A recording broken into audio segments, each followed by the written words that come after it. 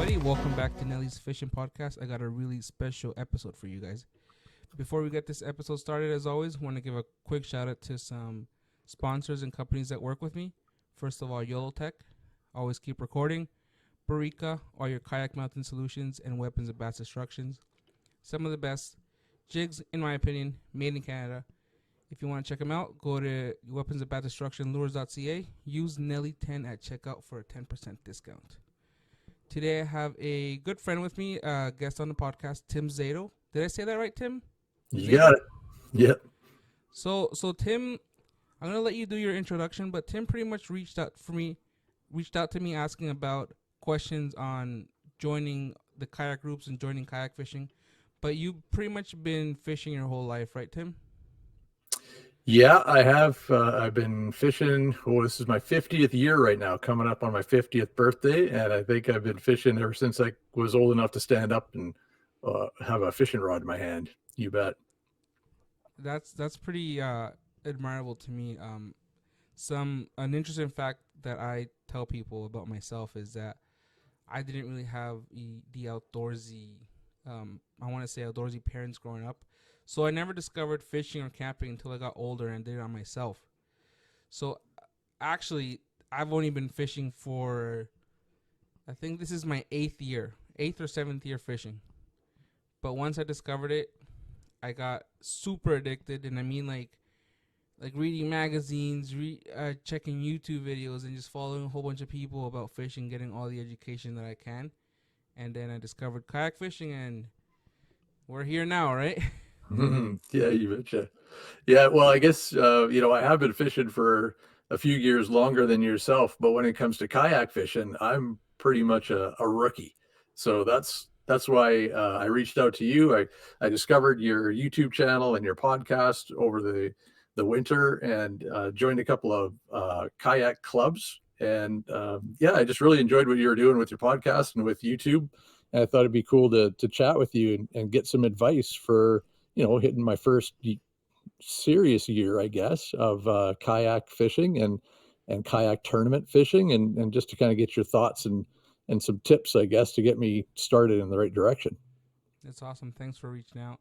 Now, let's go with a quick backstory. You mentioned you used to live in Alberta. Is that right? I spent some time in Alberta, but I actually grew up in Saskatchewan. Okay. How was the fishing over there? It's awesome.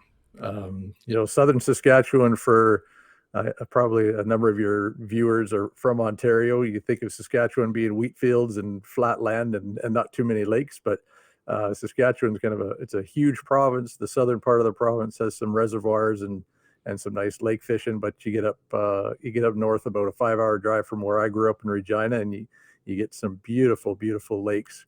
And with a small population, only about 1 million people in the entire province, there's fewer fish hooks get in front of fish. So it's a great chance to get out there and catch lots. So yeah, I grew up in Saskatchewan, did lots of fishing. I guess my experience with fishing is mainly from bank fishing. Didn't have a boat. Had a canoe when I got a little bit older, but besides that, I rented a boat with my family maybe once a year, and did most of my fishing from shore or from on top of the ice fishing in the wintertime. So really looking forward to getting into some serious kayak fishing this year. Nice. That's pretty cool. Is there a lot of bass population over there?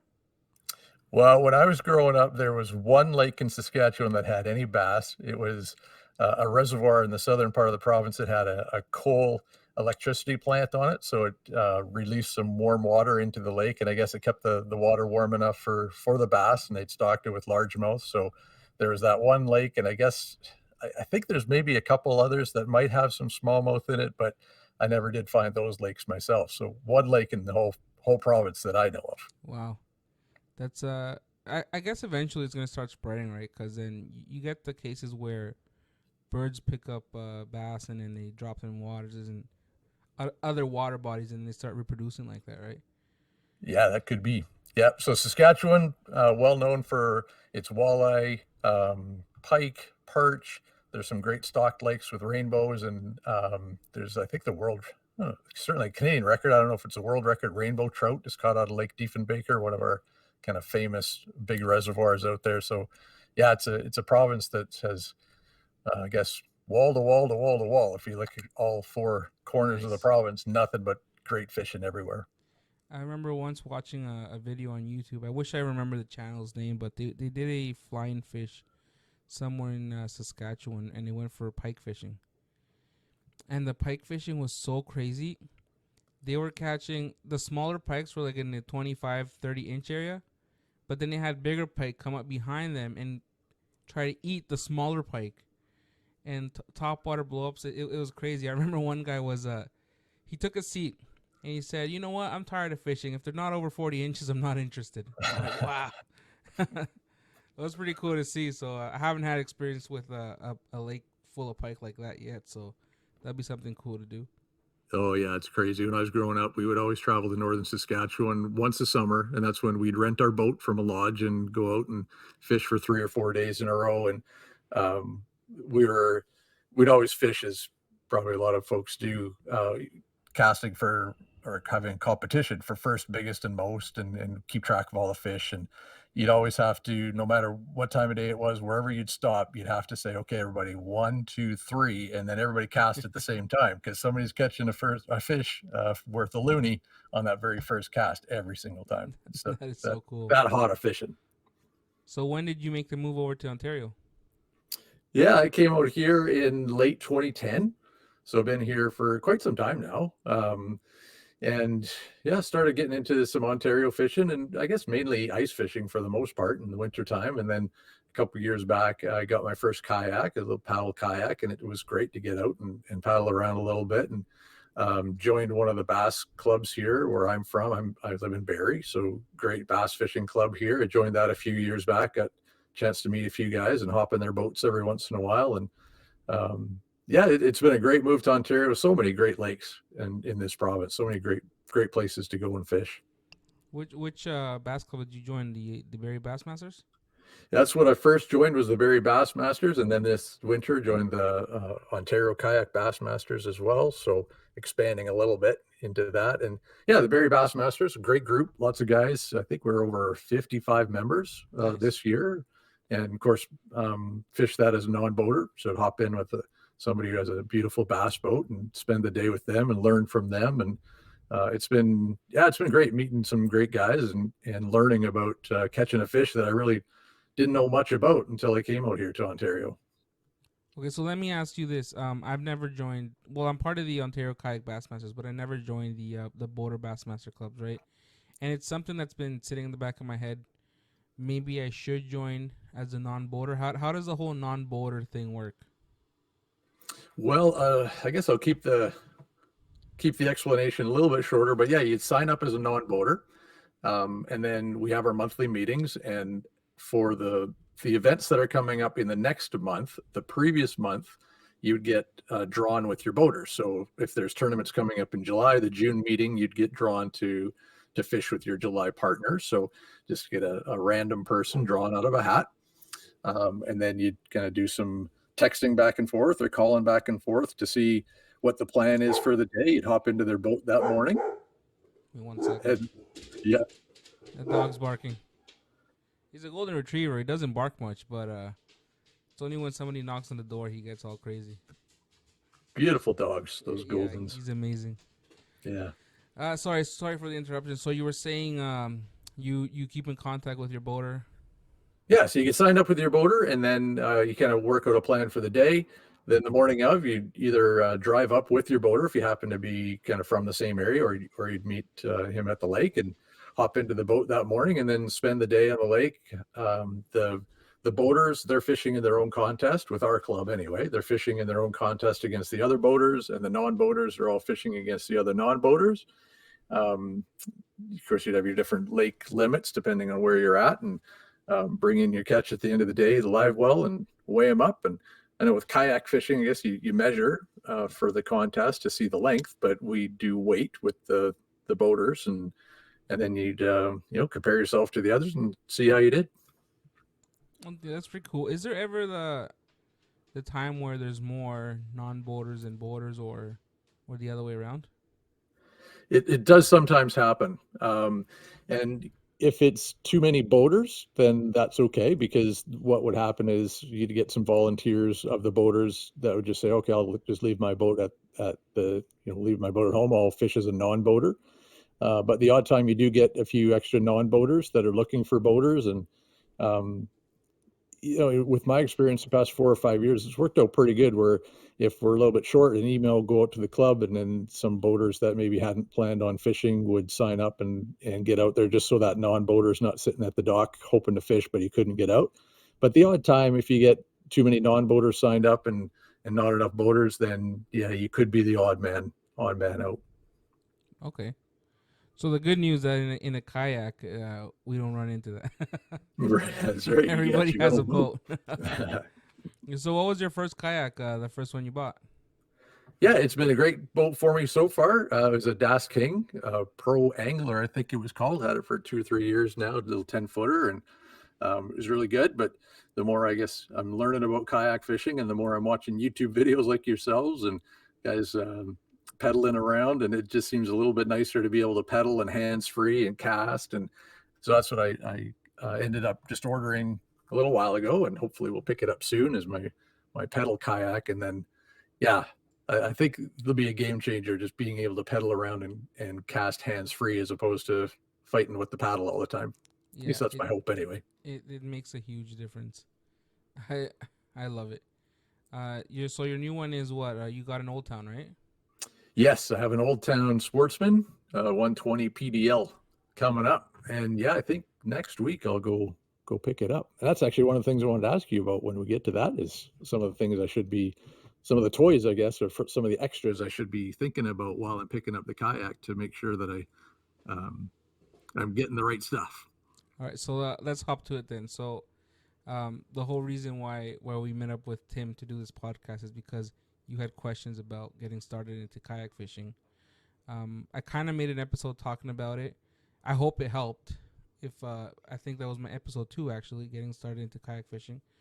Um, so let's see. Did you go to Full Marine for the kayak? I did, yeah. I bought it or put an order in anyway at the Toronto Fishing and Boat Show, I guess. So yeah, Faux Marine is where I'll be picking it up from. Yeah. Nice. What color? Went with the orange Yeah, and black. yeah. I love the orange. It's a great kayak. I had a friend who had one, and I know a couple guys who have one. The interesting thing is that when you look at the tournament scene, and you'll see when you go to the next tournament, Old Town and Hobies dominate the whole playing field. I want to say it's the huge percentage is all Hobie and Old Town. They're great kayaks, and the warranty they offer in their hull, I don't think nobody can beat it. That's what I hear. And all the research I've done and all the YouTube videos I've watched and all the walkthroughs and people showing off their, yeah, whether it be a Hobie or the Old Town, but in my case, the Old Town, I haven't heard one person say anything bad about it. Everybody's just raved about how good it is. So, yeah, looking forward to having one in my garage. Yeah, and then your pedal drive is gonna make a difference, right? Because I know you already know with your Dosking. Say it's a paddle kayak. That's right. How do you like fishing on a day when the wind is over 15 kilometers an hour? Yeah, you know what? That's probably something that I couldn't even tell you, because I'd see that and I'd just say, maybe I won't go out today. Or Yeah, I'll wait until later and just go out for the last hour in the evening when it's a little bit calmer. And it actually, I was out on Simcoe once and it was handling the waves not too bad. But yeah, I found myself thinking, maybe I'll just take this day off or go out a little bit later. one thing I remember when I had my paddle kayak, I got really good at controlling an anchor, whether Hmm. it's a shallow water anchor or just an anchor for deeper water. Because I would drop it and then I would move my anchor trolley, move it to the front, and then you get the kayak to turn, and then you're facing against the wind or to the back, and you're facing with the wind. So when I got my paddle kayak, and I thought I was going to be using the anchor trolley as much as I did when I got my pedal kayak, I thought I was going to use my anchor trolley as much as I did before, right? Then I found that I wasn't at all. Hmm. Like I don't use an anchor at all anymore. The only time I wish I had an anchor is if I'm fishing a tournament and all of a sudden I need to stop and measure a fish. And let's say you're close to docks and the wind is just pushing you into dock, pushing you into someone's property. That's the only time I say to myself, man, I need to anchor down. So what I do is I pedal into the lake a little bit, kind of like timing myself. Okay, by the time I'm done taking the picture, I'll be good. Mhm. But you always gotta keep your head on a swivel, right? So that's the other thing. Um, so what accessories do you got so far? Oh, I just got the very basics at this point. So I've got a couple rod holders, and well, I just have a little fish finder that goes onto it, little Garmin, just a super basic Garmin they use for ice fishing as well. And that's more or less it, really, when it comes to accessories. So for this new one, like things I've heard I need things like an extra prop and some extra shear pins and things like that. And for a kayak Tournaments, I'll need a catch board, I guess. And one of the Yeah. places I can get that is Fogue Marine and a few other little things. But yeah, I don't really have anything for accessories at the moment. What about tackle box? What are you using for tackle management? Just have some plastic trays and a backpack. Um, I guess one of the things I've looked at over the winter is how to make my own fishing crate. So Yeah. I bought a couple of milk crates, and I'll put them or get to work on those here shortly and build my own little crate behind me. Um, yeah, that's what I got so far. So the milk crate, I feel it's very important. I have a there's this bag. I know Canadian Tire sells it. I don't know who else sells it. They're kind of hard to find. I'll send you a picture later on, and I'm gonna link it below if I find it later too. It's literally a bag made for the crate to fit inside. Oh, The advantage of this bag is that one, it has a handle, like it has two folding handles. It has two built-in rod holders on the right side or the left side, depends how you place it. So I have that, and then on the back, I put on those Berkeley rod holders, the one that comes in the set of three. yes. So I put one of those in the back, one of those on the left side, and it has the two on the other side, so I can carry up to 8 rods on that one, right? So that was my starting setup for kayak crate. And then on those ones, you could fit, if I'm not mistaken, it's 4 or 5 3600 Plano boxes. So you Okay. could Yep. carry quite a bit of tackle, right? Or I remember sometimes I would do like 3 Plano boxes, a bag of plastics. I'll put my scale in there, and then another bag with like tools like scissors, bolt cutters, in case you got need to cut a hook or something. Um, or the jaw spreaders for pike. Like Right. I Yep. would all put those in that little bag, and that was all in the crate. But you also have room to put more rods, right? Maybe right now, when you start, you only have like 3 rods with you. And later on, if you become crazy like me, you got like 10, 12 rods. So, so you start to manage all that, right? Yeah, Now, I can certainly see that. I just have three or four at the moment that I'll be starting off with, and um, yeah, with the rod holders you're just talking about, I love doing things myself and the DIY kind of stuff and learning how to take just bits of PVC pipe yeah, and heat it up and then bend it and cut it and build your own rod holder. So anything like that I can do, I'm looking forward to just kind of fiddling around in the garage myself. yeah, the PVC works great. A lot of guys do it, and when you're done, it looks fine. It doesn't even look cheap, right? Um, later on, like I started with the milk crate, right? Later on, I changed to the black pack, the Yak Attack black pack. Now, yes, it's expensive. If I'm not mistaken, you're looking at about $150, right? Mm. But you're also getting more room from like more. Like I said, you end up carrying more stuff, right? Once you start getting the hang of things, you start getting more creative. You're carrying more stuff. So the black pack's pretty cool because once it's even locked and sealed, and I'm talking about the new model, not the old one, you can throw it in the water and it even floats. It's Hmm. watertight, right? So yeah, it gets really fancy. Now with the catchboard, when you do go pick up your kayak, you might be tempted to get the 32-inch catchboard. But what I do recommend is if you're going to be doing the tournaments, just stick to the small one, to the 26-inch. Mm. The 26 inches will be easier to store when you're on the water as well. Yeah, that's a good tip. Yeah. Let's see. What else? What else do we have? Um, well, it's interesting you mentioned that tackle crate there. That it was, I think it was one of your podcasts or one of your YouTube videos that I first heard. You said that some people will tell you to buy your second kayak first. Yeah. Yeah, so like with my milk crate idea, and then you've progressed to the I guess the advanced version of that, the Yak Attack version there. I think yeah, for me being a rookie, I'll start with the kind of the basic stuff, and then yeah, probably 2-3 years down the road, I'll be right there with you with 8 rods out the back and everything else that you have in your kayak. Yeah. Well, that's the thing, right? You got to get on the water a couple times to figure out how you want everything placed. Maybe for now you're gonna mount your graph on the left side of your kayak, but then you realize, oh no, you know what? I can't because I find myself the left side's more comfortable for me to net a fish. So then you move your graph to the right side or the middle. It depends how you want to play with it. Not only that, you then figure out if do you want to install like an anchor wizard. Um, you end up figuring out the placement for everything, right? Um, maybe you want to do a motor, where you want to put your battery, stuff like that. So Mhm. it's endless. Well, that's one of the things I'm thinking about too, is that there's no replacement for experience and just getting out there and spending time on the water and just seeing how things work out for yourself, and at the end of the day making a few notes and going, yeah, like you said, maybe I should have had my graph on the other side, or my net probably shouldn't have been over there because I almost lost, or I did lose that big one because I didn't get my net out in time, and things like that I'll have to figure out as I go.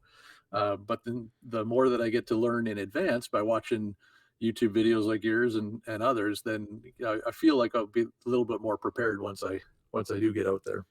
What are you using for a net? I have just a little telescoping net, or telescoping net, I guess, and I just put a pool noodle around it, zip tied a pool noodle to it, so in case I drop it, it floats away, and it seems to work pretty good for me. Yeah. So there's this really good net at Bass Pro, and it's really expensive. It's like $20, and sometimes it goes on sale for $11.99. And I tell you, I don't know why people don't buy it that often because it's such a good net. It's honestly cheap, and all you need to do, like you said, put a pool noodle on it in case it drops in the water, it stays floating, right? And then you'll see some people put their nets on the back rod holder so it's sticking back. I remember trying that when I started with the kayak, and I just don't like it. One, when it's windy, I feel like that net acts almost like a sail. Mm. Although it's a net and it has a whole bunch of holes in it, it still catches a bit of wind. So I ended up putting the net resting on my front hatch, almost like in a diagonal in front of me. Yeah. And then on my left side, I have what the Yak Attack. It's a Yak Attack. It's a net attachment. I forget what they call it right now. A rotor grip, I think they call it. Hmm. So literally, the rotor grip is sitting like on an angle, so the net's laying like diagonal across me, right? So then when I have a fish on the line, I don't even have to lean forward or anything. I just reach with my hand. My net is right beside my hand, and I just pull the fish up and into the net, right? So that's if you're ever looking for a replacement net, Bass Pro has a $20 net that goes on sale for $12 sometimes. That's nice. That's my kind of price range. That's it, awesome. it's a good one. But yeah, for sonar, like that's like anything, right? I think side imaging will do you good one day. It's Yeah, that might be a little down the road for me, but yeah, yeah. that looks pretty cool. Yeah, Yeah. I feel like I've caught a lot of good fish that I would have missed if I didn't have side imaging. So yeah, you later on maybe look into that upgrade. Yeah. But you never know, Um, right? Garmin's a sponsor for OKBT, so you could win a unit. Hey, there you go. Just Yeah. with, with my fishing skill these days, it'd have to be a draw prize, but yeah, you never know. No, what's it called? They do draw prizes at the end of every tournament, Okay. and so it could be anybody. Like I remember last year, It was a young. He was one of the youngings. I think he was no older than 14 years old. He Oh wow. won a Garmin Graph, and luckiest kid in the world. In the end of the year, of the tournament, that's when the biggest giveaways happen. All the sponsors they come out and give all the best prizes. He actually won in Old Town. The one with I think it's the one with the motor. What's it called? Oh, like the autopilot one? The autopilot. Yeah, He did. Wow. he won an autopilot. So imagine how lucky is that? Oh, if I was 14 and something like that happened, I would have been just, Yeah, yeah, to the top of moon. the world. Yeah, no kidding. Yeah. Can I ask you a couple of kayak tournament questions? Yeah, go for it. All right. So a few things I've been watching, and I guess there's different, like Bassmaster, and then there's other um, leagues, I guess, or groups, and some of them probably have different rules than others. But one of the things I saw was, I don't know if it was in one of your videos or not, but uh, the kayak fisherman was calling and talking to another kayak fisherman who was in the tournament on Yeah. another part of the lake. Is that something that's allowed in kayak tournaments? You can call somebody up and say, "How's it going?" and they're biting in shallow or they're biting in deep or something. Yeah, so Oak what is it? There are certain tournament series that don't allow communication with other anglers. We don't have that here yet. You can communicate with other anglers. Um, a certain tournament series prohibit you from telling you what techniques you're using. Like let's say Okay. if I see you on the water and I'm like, "Hey Tim, how's your day going?" "Oh yeah, it's going great. Got a couple." That's fine, right? But if you say, "Yeah, I'm using a pink fluke and I'm throwing it in the weed points and twitching it, letting it sink every 3 minutes," that's not permitted, right? But and at the same time, I kind of get it because it's a competition, right? How much do you want to share? Like, yeah, I'm there with my friends, but sometimes you get competitive. And I'm like, yeah, I'm not gonna tell even my best buddy what I'm throwing, Sure. Yeah. so Yeah. yeah, but it's all fun. Yeah, it's not. I don't mean that in a bad way either, right? Oh, of course. Okay, cool. What about so myself just getting into this, a lot of the lakes that the tournaments are on are lakes that I have never been on before and likely won't be on or have a chance to fish before a tournament. So, for example, the first one for, I can't remember if Bassmasters or OKBT, but there's an event up in Lake Nipissing Yeah. and it's on the west side of the lake. And I Google Earthed and looked around and stuff. But if I'm driving, say that morning, and I'm 3 hours in the dark, and I get up there, and I'm scratching my head, going, "Well, okay, where's a place to launch up here?" How do new guys like myself figure out launch places on lakes other than looking at Navionics and looking at Google Earth and trying to? Well, is that road end at a launch point, or how do guys manage that? So one thing I'm gonna tell you, finding a launch is half of the battle, in my opinion. Hmm. I think finding a good launch is probably can make or break your tournament. Um, for example, Nipissing, it's far, right? I've never fished the west side of Nipissing. I've only fished the east side. So the west side of Nipissing, I don't know where the launches are. I'm like in the same boat as you. I'm not gonna be able to go up there and drive around and check it. So yeah, you have to base yourself on what Google Maps. I like to almost like analyze Google Maps and Navionics side by side and to pick the areas where I'm gonna fish. Um, I don't like to do too much YouTube research on lakes because it can be deceiving and there's not a lot of educational videos out there that I've found. There's not that many channels that will give you out a spot where they launch and told you how they catch a fish, right? Because it's just there's always that secretive um, aspect of fishing, right? Of giving away your spots. So that's why I kind of ignore the whole YouTube thing when it comes to investigating for a tournament. But yeah, literally put Navionics and Google Earth side by side, and that's how I decide where I'm gonna launch. I have so this is what I do. I open Google Maps, right? And then I zoom in to the whole shoreline and I'm looking for spots that look like launches. Hmm. If I find one, I save it.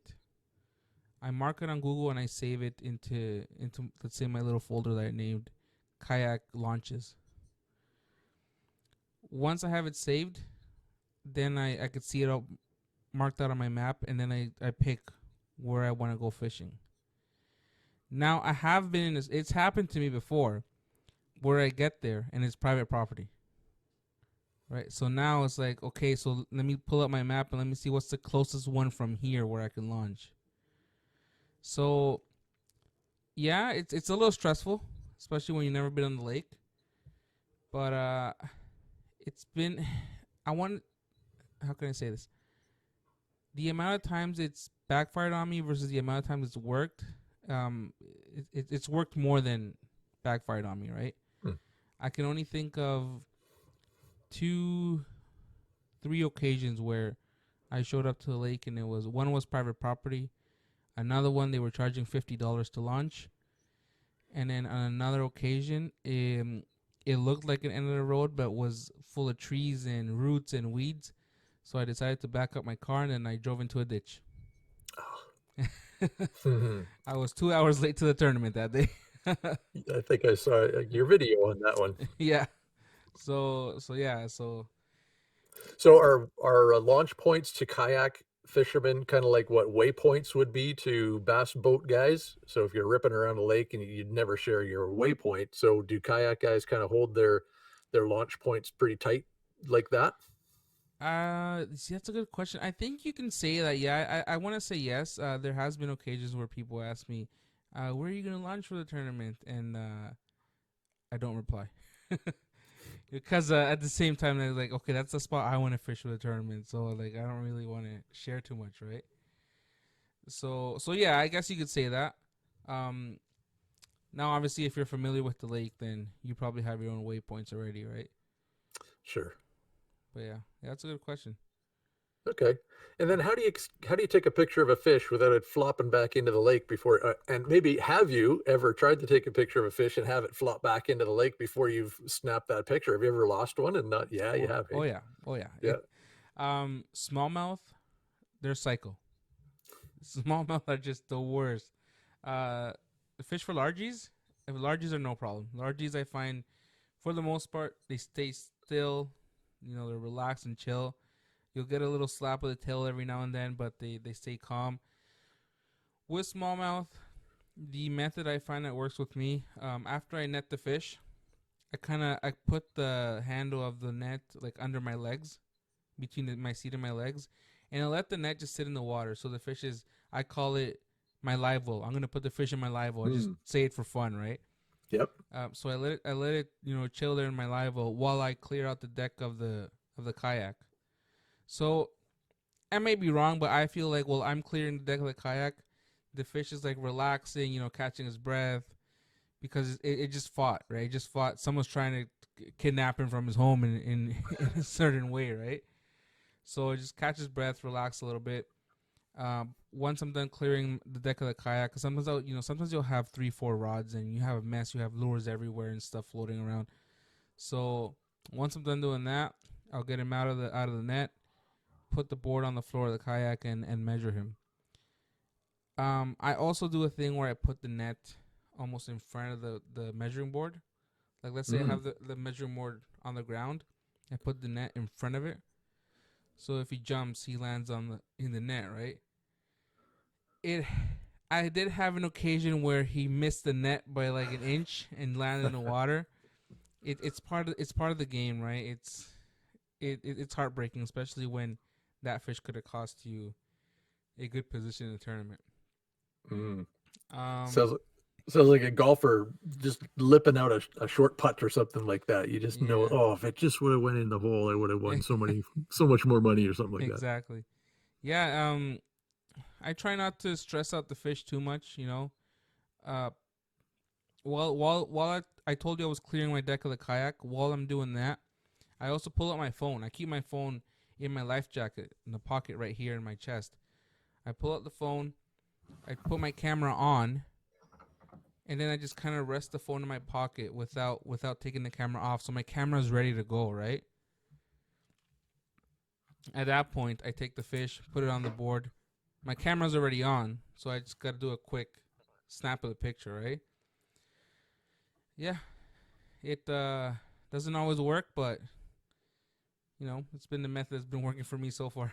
That's probably one of those things where you have to lose a fish or two to really understand how best it works for you. Hey. Yeah, you know what? And it's a question that a lot of people ask, so I do want to get a video, almost like a step-by-step video on the YouTube channel, where I'm probably gonna film it this spring, but I'm gonna use it like I'm gonna catch like a crappie and use a crappie. Let's pretend it's a bass, right?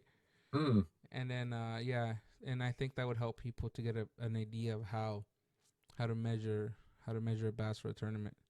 Oh, good idea. Well, and I watched your last video on how to secure your phone, and I bought one of those little things you were talking about that Yeah, they're slides into the great. phone case. Yeah, it was fantastic. I got my phone beside me here. Yeah, It's honestly the yeah. cheapest solution. Did you buy the little lanyards that clip onto your life vest?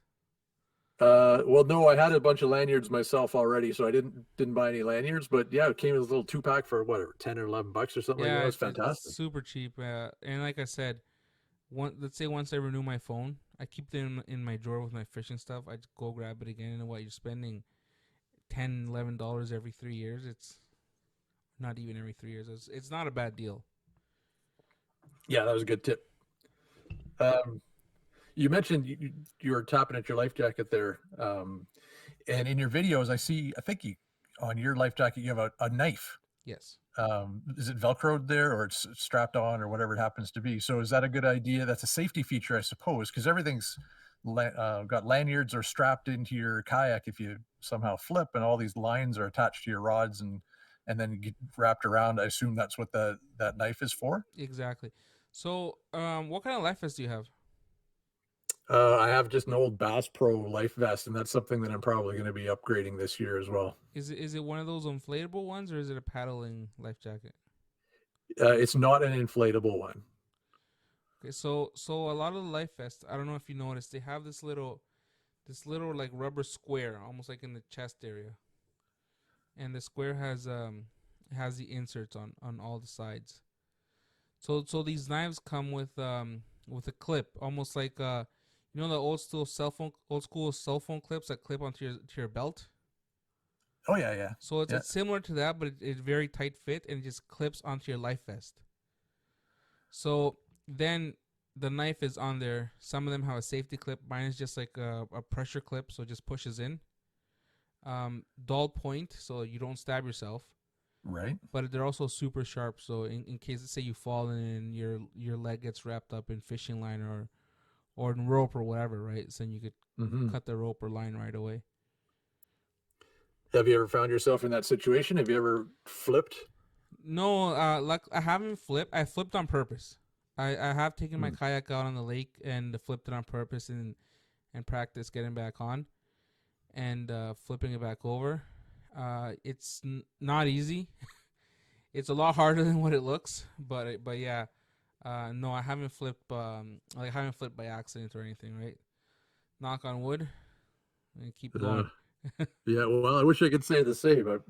Maybe my second or third time out, I took a wave the wrong way and was not doing something I was supposed to, leaning the wrong way, and then Yeah. next thing I know, I was upside down, and I was quite happy that I'd watched a number of YouTube videos about how to re-enter a kayak once you flipped it over. Those waves will catch you off guard, especially if there's a lot of boat traffic and you're looking down, tying a lure or whatever. It will catch you off guard, and then all of a sudden you're just upside down, right? Yeah, I tell you, it gave me a pretty quick respect for water and waves and how quick things can change. Yeah. And it was the middle of summer, it was nice and warm. I wasn't too far from shore, so I wasn't in any danger. I had my life vest on and everything, of course, so I wasn't too concerned about it. But yeah, it was just a blink of an eye. When I was sitting on top of the kayak, and the next thing I was underneath it. Oh man. So yeah, happened quick. You didn't lose a lot of gear. Well, see, that was another thing that I actually watched some YouTube videos about as well, saying, make sure you strap everything in. And I'd got bungees and little lanyards and stuff. And the only thing that I ended up losing was, what did I lose? I think it was just a towel or something. Everything else I had strapped in. So I was Okay. kind of lucky that way. Yeah. See, with the bungees, I don't bungee my fishing rods because I find it makes a tangled mess. Like, to each their own, right? Some people are gonna say they always strap them or bungee them. I hate bungeeing the fishing rods. I know The day comes when I flip, I'm probably gonna lose a few and I'm gonna cry, to be honest. But yeah, I hate the bungees on the fishing rods. Oh, well, speaking of fishing rod, see this comment that I'm going to make here, it just speaks to my being a rookie. But with my kayak, I wouldn't say it's the most stable kayak in the world. My new one, my Old Town, I know that it is, or at least I've heard that it is. But my old one wasn't. So I see these kayak crates in behind the chairs, and as you say, you have about 8 rods behind you. If on my old kayak, if I were to turn around and try and wiggle around back there and reach for a fishing rod, I'd be concerned I'm upside down in the lake. But I guess the bigger kayaks in my Old Town shouldn't have to worry too much about that, or else, yeah, how could guys have a crate back there with 8 rods if you can't reach around and get it? Yeah, and take it from a big guy like me, right? I got a lot of weight on myself, and weight transfers really fast, right? So turning, like reaching back, turning around is not an issue. I used to have an Old Town before, but I had the Predator MX. It's not as stable as the one that you got, the kayak that you got. It is. I've seen stability tests online, and it is a lot more stable. So yeah, you won't have an issue. You should see some guys out there. They're like acrobats, man. They get off their seat, they walk to the front, they walk to the back, and I'm like, man, how do you guys do that? So I don't get that brave. I sit all the time. I sit. I want to say 90% of the time. I'm always sitting down. Yeah, I think I'll probably be that guy too. Yeah. Then Um, cool. You know what?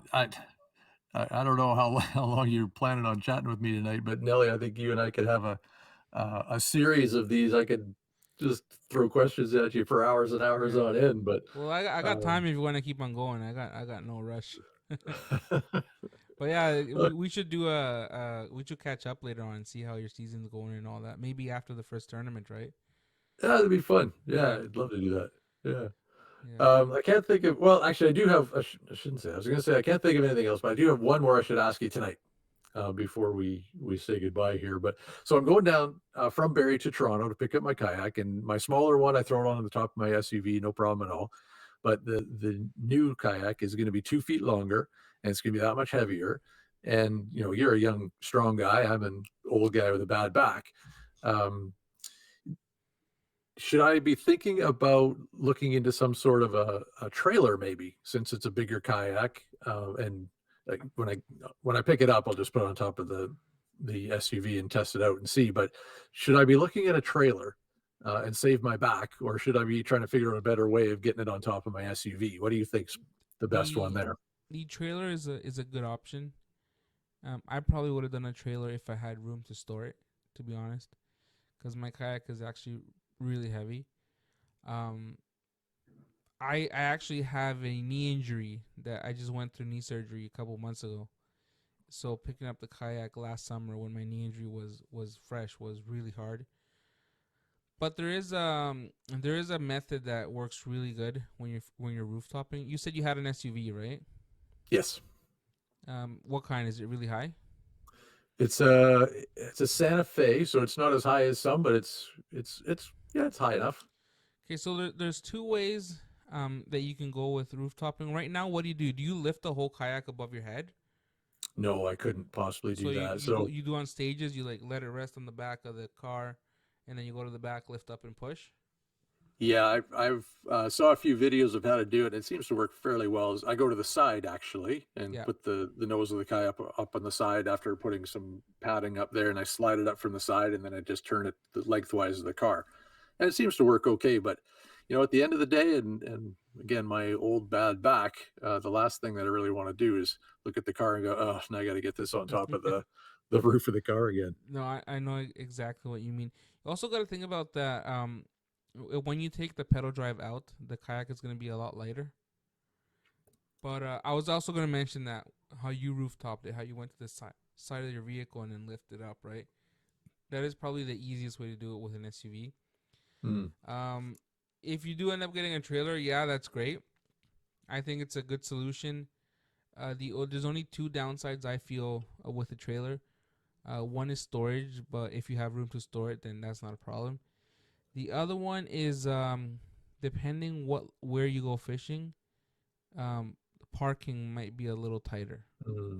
That's true. That's the only issue I find. But other than that, yeah, if a trailer works for you, go ahead. There's another way.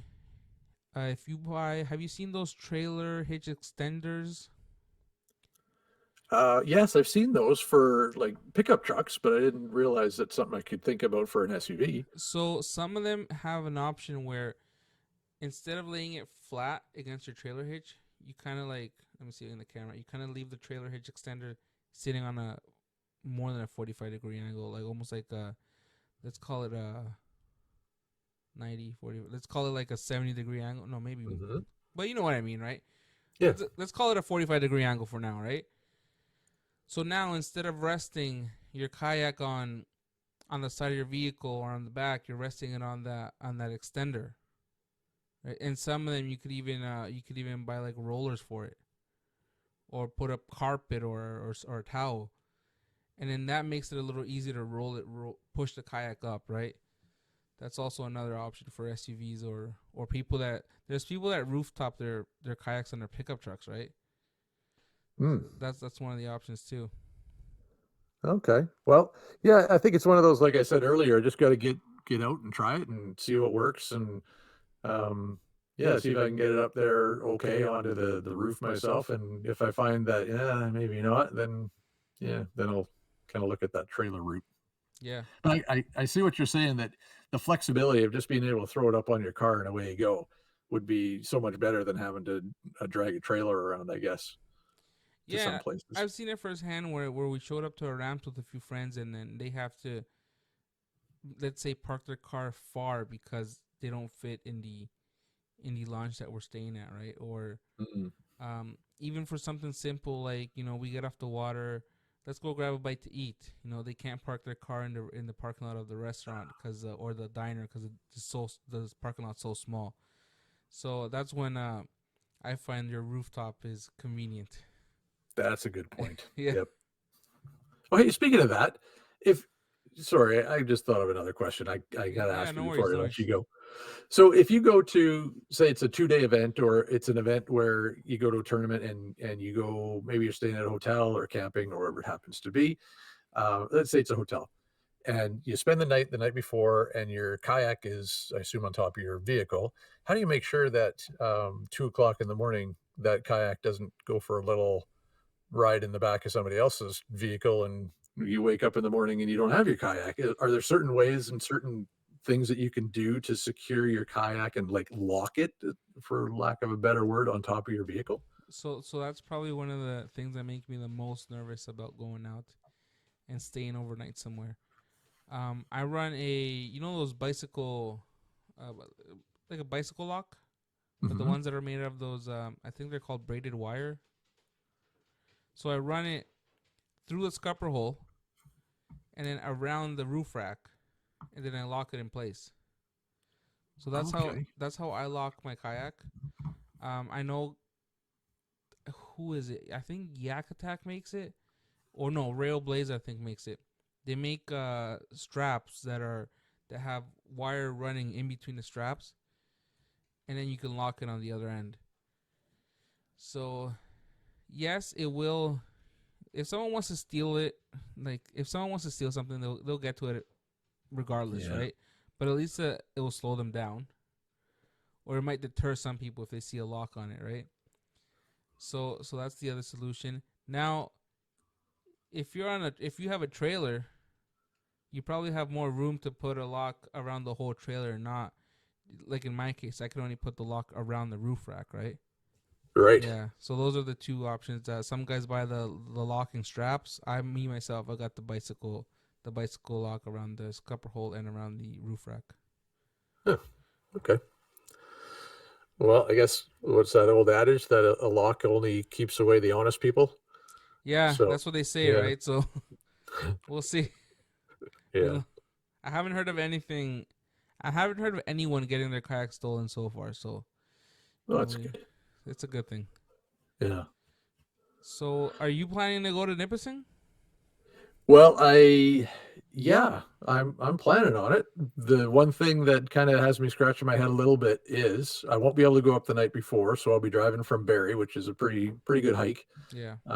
Driving early morning in the dark and then not knowing what's waiting for me on the other end, I guess would kind of be a bit of a concern. If I at least knew where 100% there's a launch that I could get to, then I guess I've got lots of time to figure that out between now and third week in May or whenever it is. So yeah, I'll be up there. I'm That's looking awesome. forward to it. That's awesome.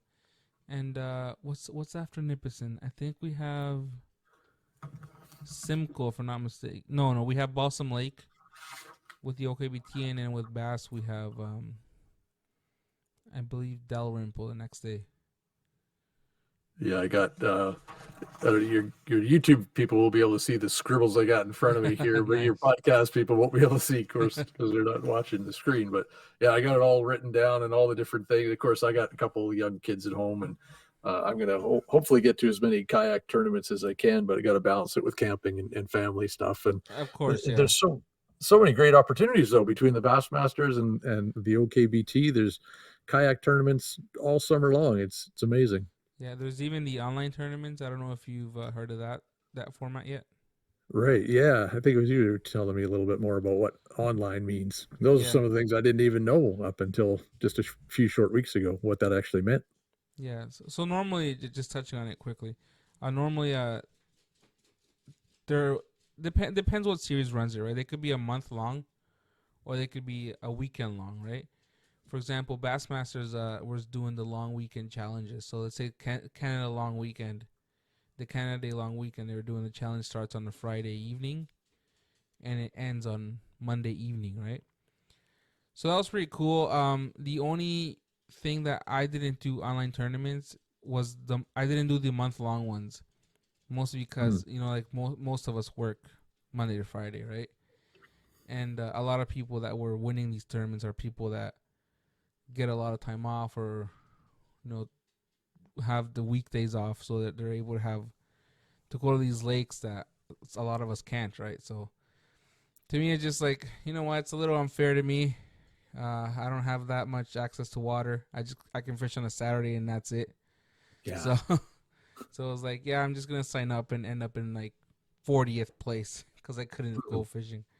But yeah, that's the only reason why I don't do the online ones.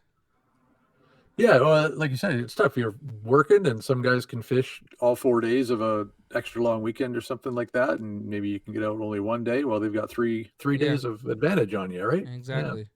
Yeah. But yeah, that's pretty cool. I hope you do some of them, and then yeah, let me know how it goes. Absolutely. And we should definitely do a follow up after event number one, and I can tell you all the things that I did wrong, and you can help me We'll out. share the things we did wrong. How about that? That sounds good. Because I'll tell you that much. It's as much as I have fun. One of the cool things that I like to see, like just myself from making my own videos, I watch myself fishing. Like I watch myself fish when I'm editing my videos, and I say to myself, "Why did I do that? Why didn't I grab the net?" You know, and like, what kind of hook set was that? I'm like, you call that a hook set? And I'm literally talking to myself, like, you call that a hook set? So it's a big learning experience just watching myself, watching my own videos too, right? But yeah, I guess we're gonna end it here. It was a good talk. I think we went almost to an hour. I didn't even feel time go by, to be honest. Could literally talk about fishing forever. But Oh, me too. That was lots of fun. I really enjoyed that. before we go out here, any shout outs you want to give to anybody? Oh, you know what? No, just to you and to everybody that I've met so far at the kayak clubs, and I've the bass fishing world, I guess, is great. I've come across some great people. So to all the people that I've had a chance to fish with in their boats and have taught me over the past number of years, thanks to everybody. And I'm looking forward to meeting some new people with the kayak clubs and learning lots more in years ahead. So yeah, thanks to everybody, really. Nice, sounds good. Thank you very much. We're gonna head out here. Thanks a lot, Tim, for joining me on the podcast today. Thank you very much for everybody listening on Spotify and YouTube. If you like these episodes, don't forget to subscribe, and then we'll catch you guys in the next one. Cheers, everybody. Cool. Thanks, Nelly. Bye, Tim.